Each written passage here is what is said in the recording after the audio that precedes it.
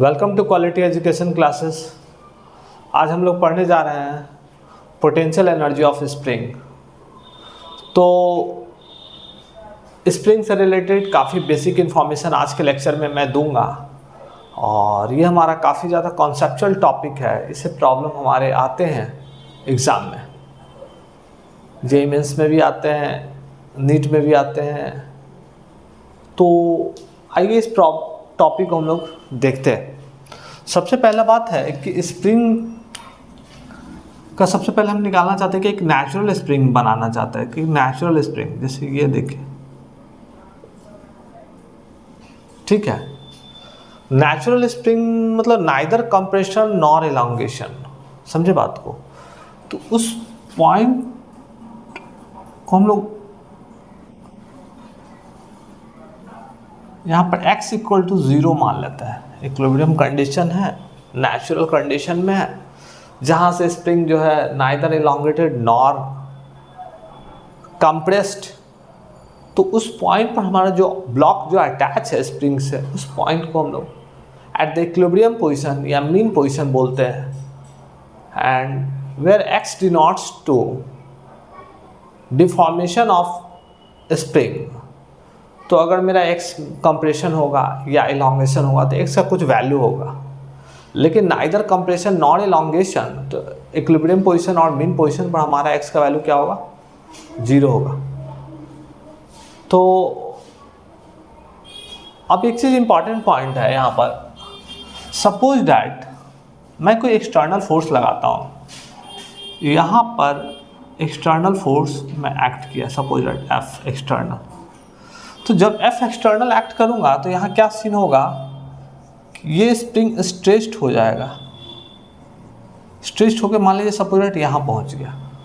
तो ये mean position से इस पर्टिकुलर जो डिफॉर्मेशन उसको एक्सएम बोल दे रहे हैं, मैक्सिमम एक्सट्रीम पोजीशन हम लेके चले गए और इसको डिफॉर्म इलोंगेटेड कर दिया। मैंने स्प्रिंग को इलोंगेटेड कर दिया। कैसे इलोंगेट किया? By using external force. तो जब मैं एक्सटर्नल फोर्स लगाया तो स्प्रिंग मेरा इलोंगेट हो गया और इलोंगेट होके एक सर्टेन एक्सएम पोजीशन पर, इक्विलिब्रियम पोजीशन से एक्सएम पोजीशन हमारा है।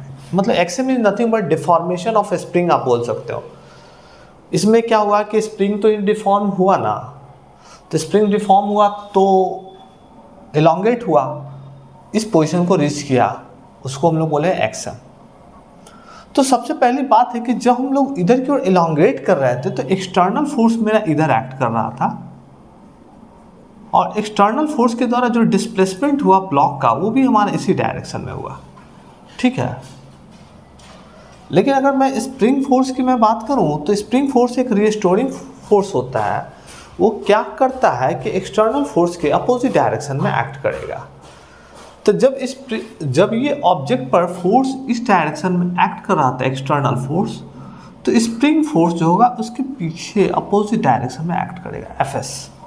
अब एक चीज़ और आप बात कीजिए कि अगर मैं स्प्रिंग फोर्स जो है opposite to external force act करेगा, तो हम बात करेंगे कि स्प्रिंग फोर्स इस डायरेक्शन में एक्ट कर रहा है, लेकिन डिस्प्लेसमेंट ऑफ ब्लॉक जो है हमारा इस डायरेक्शन में।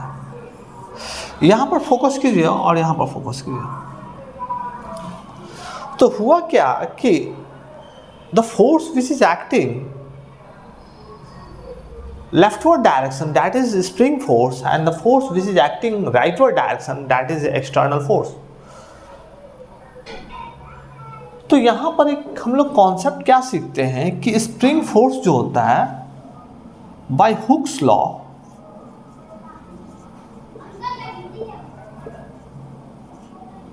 स्प्रिंग फोर्स जो होता है वो हमारा proportional to deformation of spring होता है। तो Fs जो होता है proportional to deformation of spring, और इस प्रोपोर्शनलिटी साइन को हटाते हैं तो हम सम कांस्टेंट लगाते हैं k along with minus sign लगाते हैं। निगेटिव साइन सोच करता है कि फोर्स एंड डिस्प्लेसमेंट जो है, स्प्रिंग फोर्स एंड डिस्प्लेसमेंट जो है वो हमारा क्या है, अपोजिट डायरेक्शन में एक्ट कर रहा है।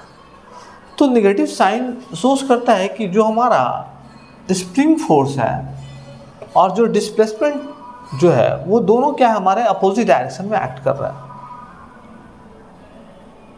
तो मेन एक्सप्रेशन स्प्रिंग फोर्स जो है F S equal to minus के X is a very important relation,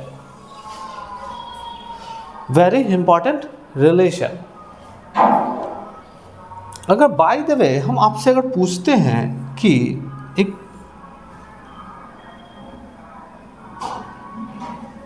तो इसका एक डायग्राम बनाने के लिए, जो कि ये हमारा नेगेटिव स्लोप है, क्योंकि यहाँ पर आप स्लोप देख रहे हैं माइनस साइन है, तो आप y equal to M X plus C आप जानते हैं, इफ c इंटरसेप्ट कुछ ना हो तो y equal to M x होता है।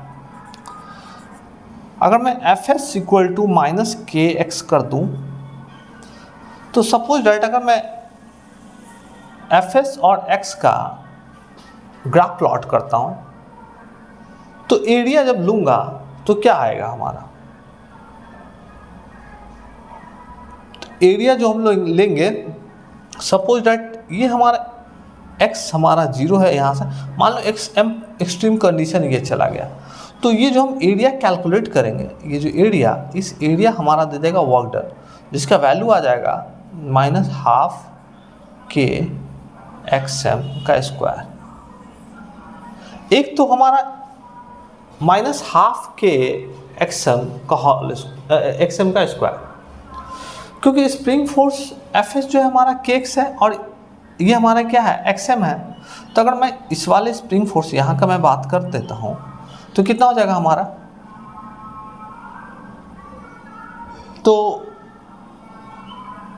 ये हमारा के एक्स एम हमारा स्प्रिंग फोर्स है, ठीक है, और डिस्प्लेसमेंट हमारा एक्सएम है, तो स्प्रिंग फोर्स तो हमारा नेगेटिव है, तो F S equal to minus k x m लिख दिया हूँ, और ये हमारा एक्सएम है, तो area half into minus k x m into x m 1/2 minus k x m का square, that is our work done.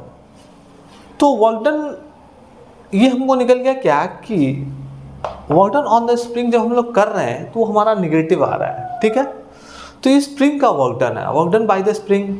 हम लोग जब वर्क डन करेंगे, एक्सटर्नल फोर्स का वर्क डन पॉजिटिव आएगा, लेकिन स्प्रिंग का वर्क डन निगेटिव आएगा, ठीक है। तो स्प्रिंग का वर्क डन निगेटिव आएगा क्योंकि फोर्स एंड डिस्प्लेसमेंट जो है वो इक्वल, फोर्स एंड डिस्प्लेसमेंट जो है वो अपोजिट डायरेक्शन में एक्ट कर रहा है। स्प्रिंग फोर्स इस डायरेक्शन में एक्ट कर रहा है, डिस्प्लेसमेंट हमारा इस डायरेक्शन में एक्ट कर रहा है, तो वर्क डन हमारा निगेटिव आएगा।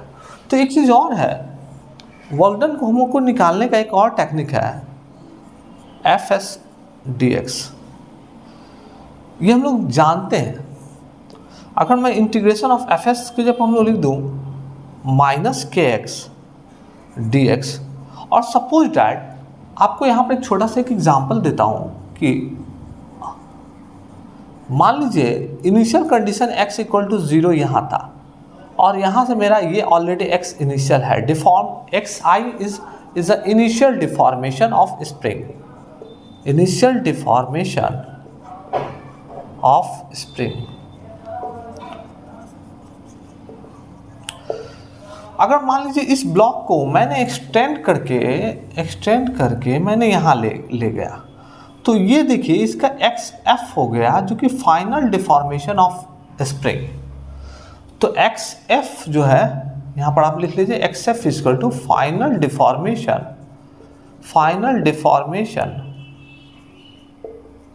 Of spring. तो एक्स आई जो है वो इनिशियल डिफॉर्मेशन ऑफ स्प्रिंग है, और एक्स एफ जो है वो फाइनल डिफॉर्मेशन ऑफ स्प्रिंग है। मैंने आपको ऑलरेडी बताया है कि ब्लॉक जो है ऑलरेडी में सम इलोंगेटेड है, ये इक्विलिब्रियम पोजीशन था, ये नेचुरल कंडीशन था। यहाँ से मैंने क्या किया कि little bit already initial deformation है, उसके बाद मैंने सम फिर एक्सटर्नल अप्लाइड फोर्स किया हूँ, और करने के बाद इसको फाइनल डिफॉर्मेशन हम लोगों ने एक्सेप्ट कर दिया, ठीक है। तो अगर आपको पूछा जाए क्या एक्सटर्नल वर्क डन, तो हमारा पॉजिटिव होगा ही, क्योंकि फोर्स राइटवर्ड एक्ट करेंगे, डिस्प्लेसमेंट भी राइटवर्ड एक्ट करेंगे। लेकिन स्प्रिंग का वर्क डन क्या होगा वो हम निकालना चाहते हैं। तो ये वर्क डन है ड्यू टू स्प्रिंग फोर्स के द्वारा कितना होगा।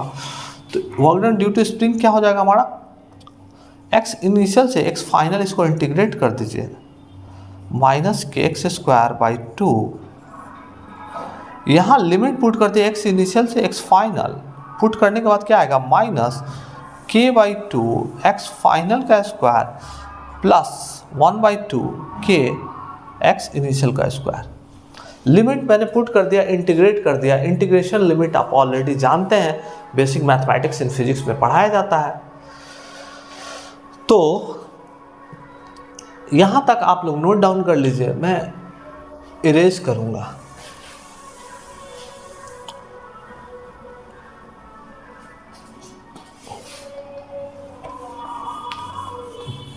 तो हमारा क्या हुआ कॉन्सेप्ट,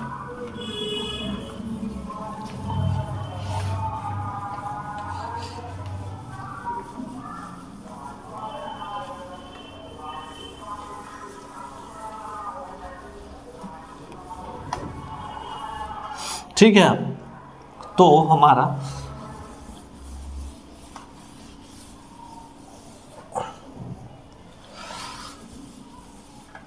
अब यहां देखिए, वर्क डन बाय स्प्रिंग हमारा क्या हुआ, वर्क डन बाय स्प्रिंग क्या हुआ हमारा, क्योंकि स्प्रिंग जो है एक रिस्टोरिंग फोर्स है, और जब हम कभी एक्सटर्नल फोर्स जैसे ही रिलीज करते हैं तो स्प्रिंग क्या करेगा, वर्क करेगा। तो स्प्रिंग जब वर्क करेगा तो उसका एक्सप्रेशन मैंने निकाला है, WS equal to -1/2 k x F M का स्क्वायर प्लस 1/2 के एक्स आई का स्क्वायर।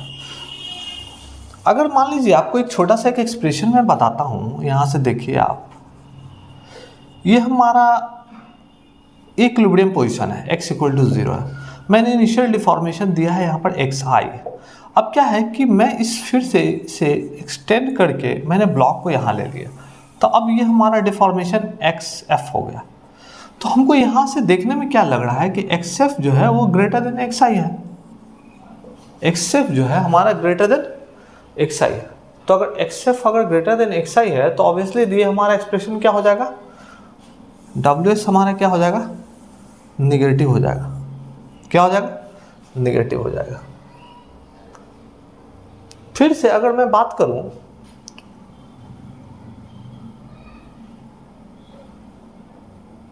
अगर मेरा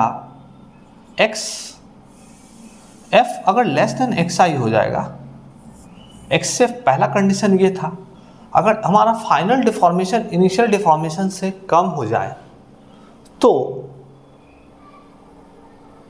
उस केस में हमारा work done by spring force क्या होगा। तो WS इक्वल टू हमारा देख लीजिए, यहाँ पर पुट करेंगे तो उसमें क्या आएगा, XF is less than XI, ये वाला टर्म छोटा आएगा और ये टर्म्स तो पॉजिटिव रहेगा, तो ये हमारा पॉजिटिव होगा।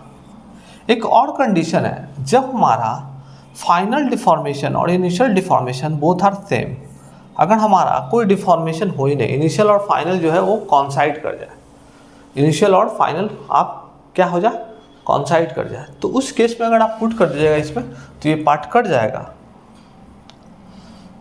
तो 0 आ जाएगा, 0 आ जाएगा।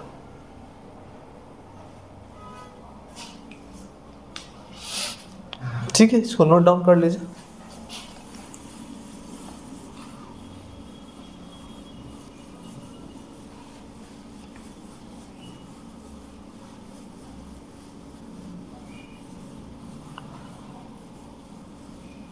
रही बात पोटेंशियल एनर्जी की बात करो, तो पोटेंशियल एनर्जी के साथ एक रिलेशन क्या है कि -dV/dx, dV जो है हमारा पोटेंशियल एनर्जी की बात कर रहा हूँ, इक्वल टू Fs होता है। ठीक है, ये एक्सप्रेशन आप ध्यान में रखें। जो नेगेटिव पोटेंशियल एनर्जी को अगर डिफ्रेंशिएट करेंगे तो हमारा स्प्रिंग फोर्स, तो हम लोग ऑलरेडी जानते हैं, क्या जानते हैं, ये -kx। ठीक है, देखिए एक्चुअली क्या होता है कि potential energy is the negative of the work done होता है, समझे बात को। Potential energy is the negative of the work done. तो यहाँ पर अगर आप पोटेंशियल एनर्जी अगर निकालना चाहिएगा तो dF equal dB equal to minus FS dx आ जाएगा, सपोज दैट है। और वर्क डन बाय स्प्रिंग आपको ऑलरेडी पता ही है, ये वाला पार्ट होता है। तो potential energy is the negative of the work done.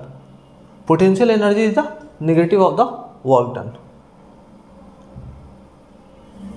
तो कितना पोटेंशियल एनर्जी स्टोर करेगा, तो पोटेंशियल एनर्जी कितना स्टोर करेगा, तो यहाँ से माइनस माइनस कट गया, dV equal to kx dx।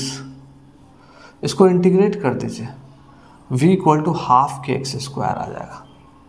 Suppose that इसको अगर इंटीग्रेट करना है x इक्वल टू 0 से x डिफॉर्म कर दीजिए, इक्विलिब्रियम पोजीशन से x एक्सटेंड करिएगा तो कितना एनर्जी, जैसे आप मान लीजिए ये रहा एक छोटा सा, ये है हमारा पोजीशन x इक्वल टू 0 है, और मैंने क्या किया कि इसको एक्सटेंड करके मैंने यहाँ ले लिया, तो ये हमारा क्या हो गया, x हो गया।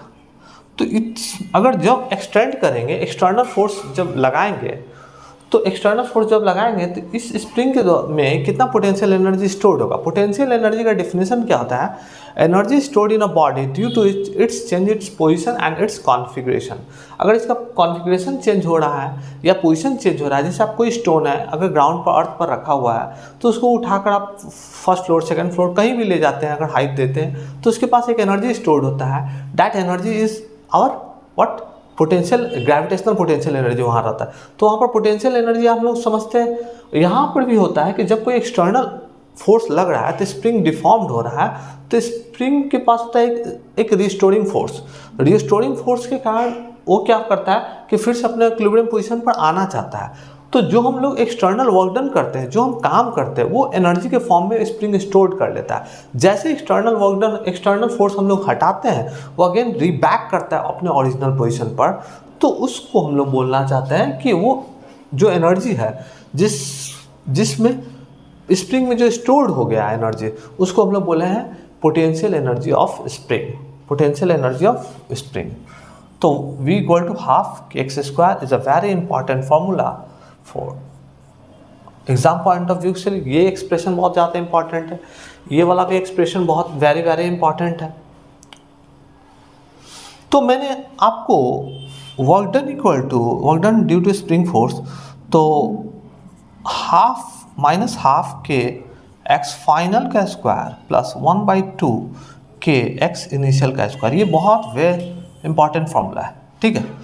दूसरा एक इंपॉर्टेंट फॉर्मूला हम लोगों ने पोटेंशियल एनर्जी में जो ऊपर एक एक्सप्रेशन लिखा हुआ minus dV/dx equal to spring force, तो ये भी एक इंपॉर्टेंट रिलेशन है। Potential energy v equal to 1/2 k x square, ये हमारा ये भी इंपॉर्टेंट फॉर्मूला है। एक चीज़ और मैं आपको बोलना चाहता हूँ कि जब हम लोग एक्सटर्नल फोर्स लगाकर ऑब्जेक्ट को एक्सट्रीम पोजीशन पर ले गए, तो एक्सट्रीम पोजीशन से जैसे होल्ड करेंगे, हम लोग छोड़ेंगे, हमारा क्या होगा,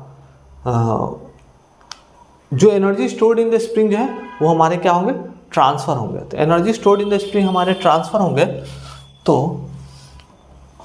एक इम्पॉर्टेंट पॉइंट हम बताना जो चाहते हैं वो देखिए,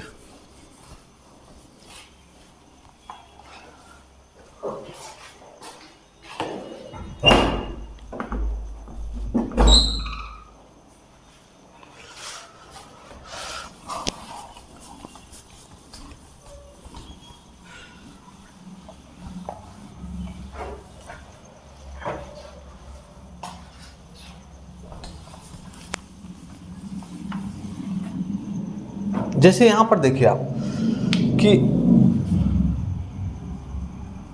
ये ब्लॉक इक्विलिब्रियम पोजीशन पर है, x इक्वल टू 0 पर।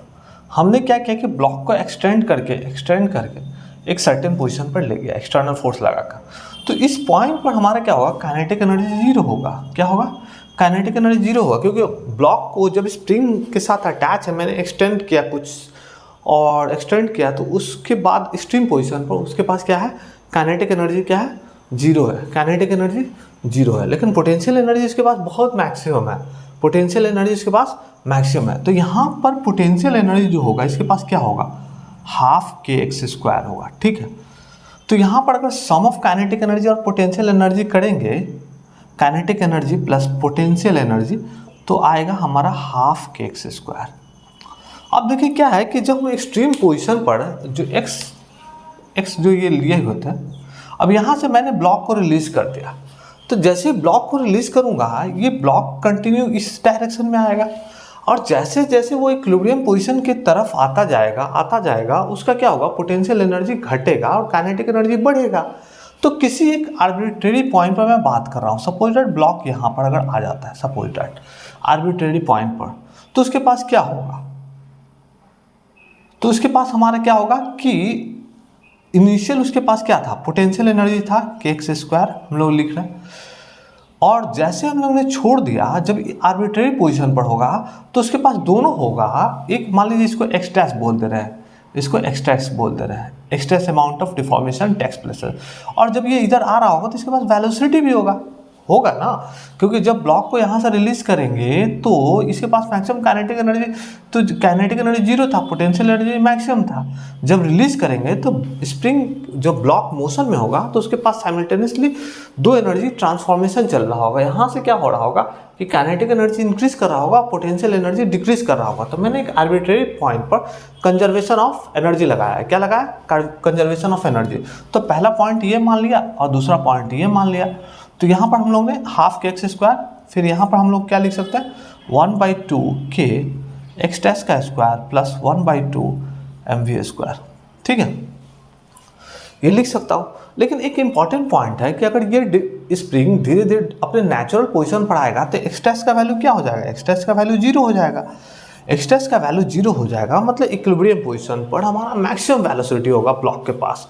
इक्विलिब्रियम पोजीशन पर मैक्सिमम वेलोसिटी होगा ब्लॉक के पास। तो हाफ के एक्स, तो हम एनर्जी क्या करना चाहेंगे, जैसे ये इसका तीसरा कंडीशन, जब ब्लॉक यहाँ रहेगा इक्विलिब्रियम पोजीशन पर तो हम ये थर्ड कंडीशन दे, तो 1 और थर्ड में अगर लगाएंगे इक्वेशन तो क्या होगा 1/2 k x square equal to 1/2 mv square होगा। और यहाँ पर v जो होगा वो v मैक्स होगा। क्या होगा? मैक्सिमम वेलोसिटी होगा जब मीन पोजीशन पर होगा। तो यहाँ से हाफ हाफ कट गया, तो v मैक्स अगर निकालना चाहेंगे तो क्या होगा k/m √ x। That is a very important relation. आपको यहाँ पर कंजर्वेशन ऑफ मैकेनिकल एनर्जी का कॉन्सेप्ट यूटिलाइज करना है। कंजर्वेशन ऑफ मैकेनिकल एनर्जी का कॉन्सेप्ट यूटिलाइज करना है। तो v मैक्स इक्वल टू इतना। तो इसका एक हम ग्राफ के माध्यम से आपको बताना चाहते हैं कि अगर मान लीजिए ब्लॉक यहाँ से अब यहाँ पर आ गया, सपोज दैट इस कंडीशन पर आ गया था, इस कंडीशन पर अब ये इस डायरेक्शन में आ गया, तो ये -xm जो है वो हमारा इक्विलिब्रियम पोजीशन से पीछे की ओर आ गया, ये वाला कंडीशन हो गया। अब इस कंडीशन में हमारा काइनेटिक एनर्जी जीरो हो जाएगा, फिर से हमारा पोटेंशियल एनर्जी जो होगा वो मैक्सिमम होगा लेकिन अपोजिट डायरेक्शन में होगा। क्या होगा? मैक्सिमम होगा लेकिन अपोजिट डायरेक्शन में होगा। यहाँ पर इलॉन्गेटेड कंडीशन में पोटेंशियल एनर्जी था और यहाँ कंप्रेस्ड कंडीशन में पोटेंशियल एनर्जी स्टोर्ड होगा। तो अब यहाँ पर अगर हम ग्राफ मैं बात करूँ तो शुरू में क्या है कि हमारा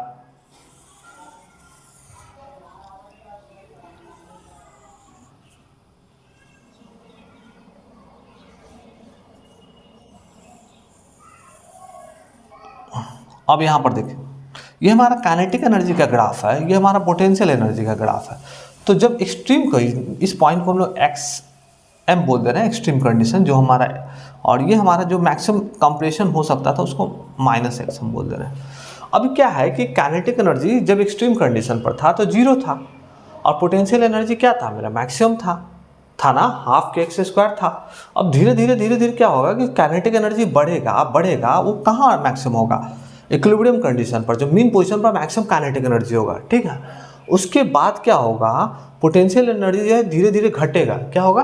घटेगा। और सबसे मिनिमम पोटेंशियल एनर्जी जो होगा, पोटेंशियल एनर्जी जीरो होगा एक्सट्रीम कंडीशन पर। ठीक है, फिर धीरे धीरे मतलब इक्विलिब्रियम कंडीशन पर, इक्विलिब्रियम पोजीशन पर, मीन पोजीशन पर हमारा पोटेंशियल एनर्जी जीरो होगा, काइनेटिक एनर्जी मैक्सिमम होगा। काइनेटिक एनर्जी यहाँ मैक्स है, पोटेंशियल एनर्जी जीरो है। यहाँ पर अगर राइट हैंड साइड में बात करूँ तो पोटेंशियल एनर्जी यहाँ मैक्स है, काइनेटिक एनर्जी जीरो है। अब जब स्प्रिंग हमारा मूव करते करते करते क्या होगा कि अगर कंप्रेस्ड कंडीशन में आता है, ये इस साइड में इलोंगेटेड कंडीशन है, इस साइड में जैसे ही कंप्रेस्ड कंडीशन में आता है तो फिर से हमारा क्या होगा कि पोटेंशियल एनर्जी राइज करेगा, पोटेंशियल एनर्जी बढ़ेगा और काइनेटिक एनर्जी घटेगा, और काइनेटिक एनर्जी घटते घटते घटते घटते क्या होगा, ब्लॉक रेस्ट में आ जाएगा।